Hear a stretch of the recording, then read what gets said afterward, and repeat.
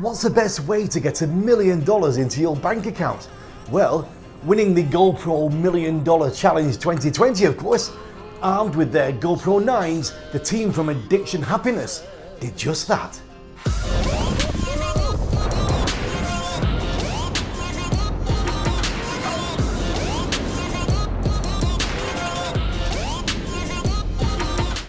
Paragliding and speed flying adventures and all the crazy wild moments in between. That is what was appreciated in this GoPro contest. Turning your passion into money, it doesn't get any better than that. It's the last episode of season 4 and we've got all the usual content with interviews, stunning images and all the latest to keep you up to date. I'm your host Regan Tetlow and this is AirSportsNews.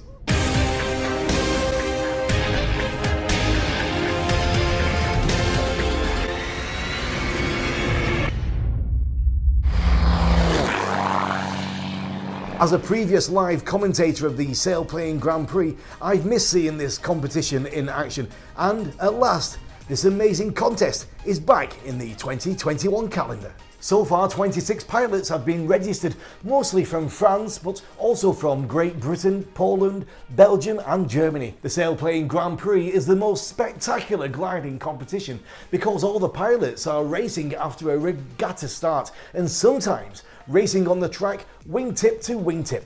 The first event will take place from the 1st till the 8th of May. Important news comes from the FAI. The World Antidoping Agency approved a new version of its World Anti-Doping Code during the last conference, and this required a revision of the FAI anti-doping rules. The new code gave some extra flexibility with the details in the FAI rules. After a thorough and careful review, the FAI anti-doping rules have been approved by the WADA and by the FAI Executive Board and are now valid. You can download it from the FAI.org website. The FAI is also patron of the special Fly Clean anti-doping program, which promotes ethics, fair play and honesty, respect for rules and for self and other participants. For many skydivers, 2020 was not the best year for jumps, with shutdowns and restrictions in many countries.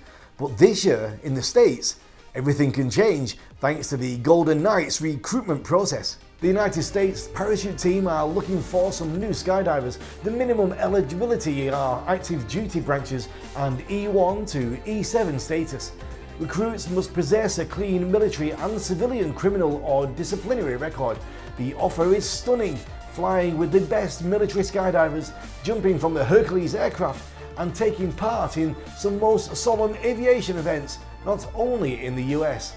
You can find more details on the GoArmy.com website. Don't think too long about it. The application process ends on the 25th of January and the training camp will begin at the end of March. We're looking forward to some better news from the board of the United States Parachute Association. I caught up with old friend Albert Burchell to talk about both the good and bad forecasts for the skydiving community in 2021. And the US team, we're going to talk a little bit about that. It costs a lot of money. It's not government funded. For yourself, tell me, Albert, when you were in competitions, what kind of outlay did you have to get to a world meet, for instance? It was big. I mean, I've been doing it for about 13, 14 years now. So there's a lot of training involved. There's your personal training, however much you choose to do, 200, 300, 500, 800 jumps per year that you would focus on whatever discipline you're in. For me, luckily that was hot and pop, so I saved a couple bucks on the jumps. But also there's equipment, there's canopies. In canopy piloting, you burn through line sets pretty quick because they're thin lines. So there's maintenance as well. There's travel costs of getting to local or regional meets. The hotels involved with that, time away from work. So it's a pretty big endeavor. And the USPA, there's no involvement financially from them at all? So the USPA itself does not contribute directly to the team members. The U.S. Parachute Team Trust Fund was started in 1986 by Mike Truffer when he was on the board. Is it that long ago? Wow. Yeah. It's been around for quite some time. It's been 35 years, actually. This is Wow. the 35th anniversary of the Team Trust Fund. And that trust fund was started with a $100 donation by Mike. Right. And since then, it's grown and it's gotten larger and larger. And there have been some sizable donations to it. One was when Mike Truffer passed. He actually left a good sum of money in his will to the Team Trust Fund. Robert Wasp, when he passed away, Z Hill's jumper, he left a huge sum of money as well to the Team Trust Fund. So there's been quite a few people who have done planned giving. The team each year, the last couple of years, has put out in the neighborhood of around $100,000 per year in support of the U.S. parachute team, which is a huge sum of money. It's a pretty big, pretty sizable amount. But when you break that down to the size of the U.S. team between all of the disciplines, we've got about 100 people on our team. So if you think about it, that puts about $1,000 towards every individual athlete. So, which basically pretty much covers your registration to go to a world championship. You can catch the rest of the interview with Albert right after the show on our YouTube channel. Moving from outdoor to indoor, and news of an upcoming training camp, this time at Inflight Dubai. Tunnel masters Cesar Rico and Lewis Hard will be in town from January the 15th to the 25th to organise a training camp at this stunning location. All restrictions are changing at the time, but if you have a negative COVID test and have already been vaccinated, this could be for you. You can get more information from info@inflightdubai.com.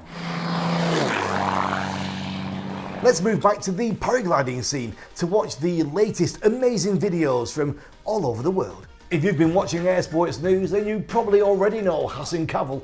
This Turkish paragliding performer released a new video where he's flying sitting on a motorcycle.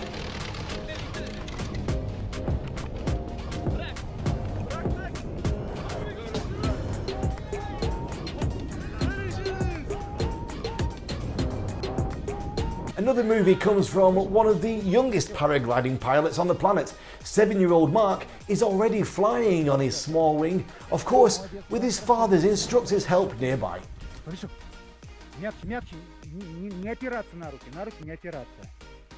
I guess this young gentleman has got his eyes on a future championship. The best pilots from the Drone Racing League have already begun the 2021 season, and the first official online race took place last Saturday. Authorities and pilots also made an interesting vlog discussion about the current season. Favorite part about the DRS sim is really just being able to get to put in those hours without fixing any gear or charging batteries. You just get to go. If you crash, you just hit the restart button and you get to go. I can plan out, a 5-hour, 6-hour time slot for me to go out and train. In real life, if I plan that same thing, I may only be out there for an hour because I broke everything I own. It doesn't cost me anything to run the sim. Once you get it, you're good and you can keep running for as long as you want. The DRL sim is really accurate, and I think that's what I really love about it. There's a lot of modeling that's been done on quadcopter aerodynamics, and those are really hard, and DRL has put in some of the best algorithms to represent that, and this makes something that's really accurate for us to train on.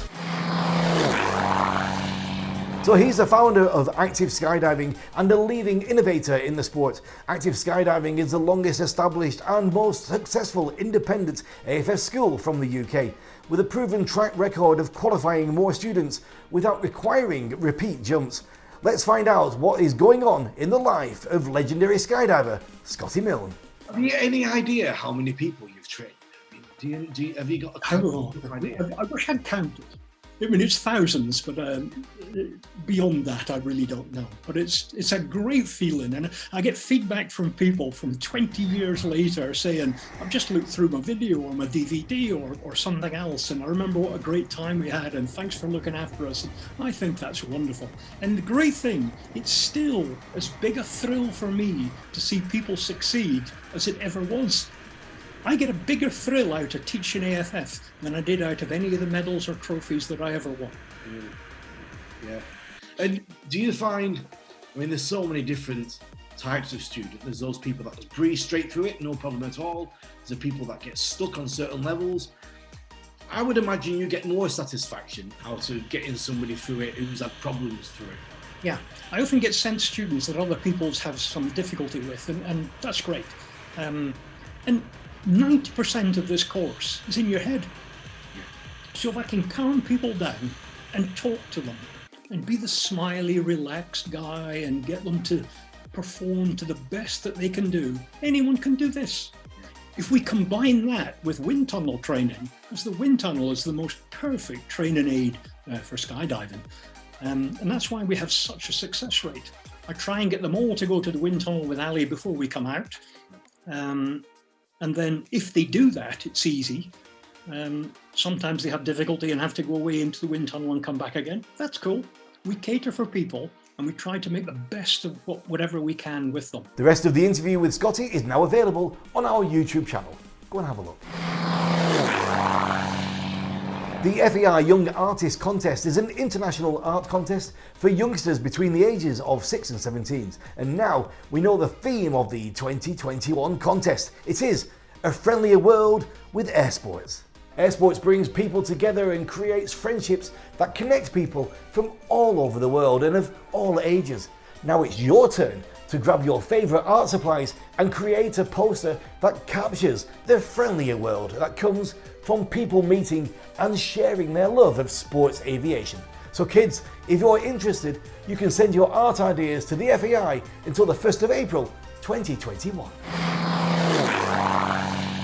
The world's #1 parachute automatic activation device is celebrating 30 years of service. I had a quick catch up with Jens Gossman from Cyprus to wish them happy birthday. 30 years of this product, this AAD, automatic activation device. Jens, tell us what it is for people who are not skydivers. Okay, for people who are not skydivers, an automatic activation device is a device which saves you for venting in. So if you're jumping with a parachute on your back and you're unconscious or something happened to you while in free fall and you cannot pull your main parachute, you got your little Cypress in your back, in your parachute, which will activate your reserve and you are going down and don't went in. Do you know, I just thought of something which has just come to my mind. As well as skydivers, has Cyprus, has this technology been used in the space program? I think it has, hasn't it? Yeah, it has already before. So there are different approaches where we are supporting like rockets, or we are part of Virgin Galactic, the first spaceship where Peter Siebold was saved while going back to Earth after the plane crashed. Wow. This is something that we also supported with the Aircrew Cyprus. 30 years, Jens. I mean, yeah, amazing. There's a lot of saves. A lot of people have had their lives saved. Have you got an idea of the numbers? Around 5,100. It's a bit speculating because it's kind of tricky to investigate every save, because you can just switch down the cutter, the firing part of it, and you can just reuse it every time you have to use it, and so it's getting a bit tricky. But we are pretty sure about those numbers that have been around. We have produced more than 250,000 units meanwhile, and we have been around 30 years, which is a crazy number for us. Fresh news comes from the world of big drones. Urban Aeronautics gets its first order for the Cityhawk VTOL, which looks very interesting. Take a look at this.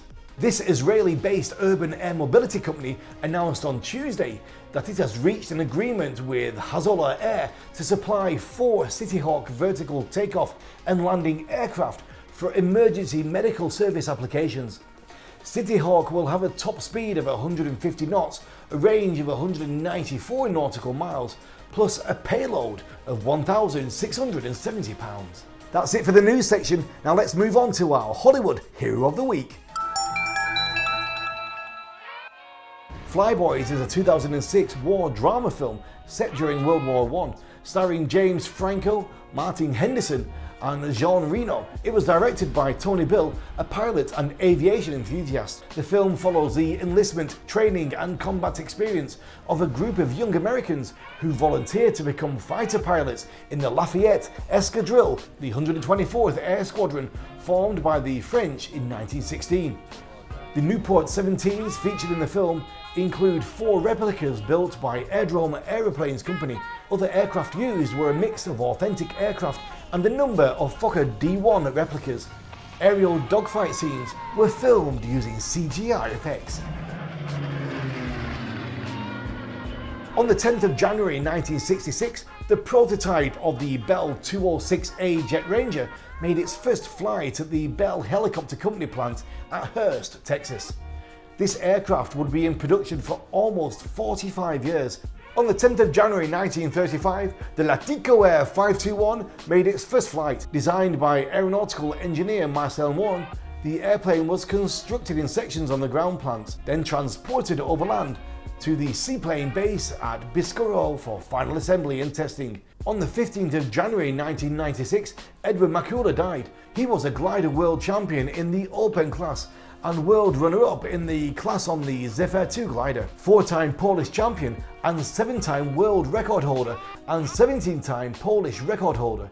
He comes from the huge Makula aviation family. Kwon Keok was born on the 11th of January 1901. She was the first Korean female aviator as well as one of the first female pilots in China. She went into exile in China during the Japanese occupation of Korea and became a lieutenant colonel in the Republic of China Air Force. That's almost everything for today. If you want to write to us, our email is on the screen right now. You can also check out our airsportsfan.com platform. And now I'm going to leave you with an amazing video from the Portugal wingsuit team from their first jumps of the year. If you've enjoyed the show, as always, we would appreciate a like and a share, and we'll see you back here next week for the start of Season 5. As always, stay safe and keep your eyes on the skies.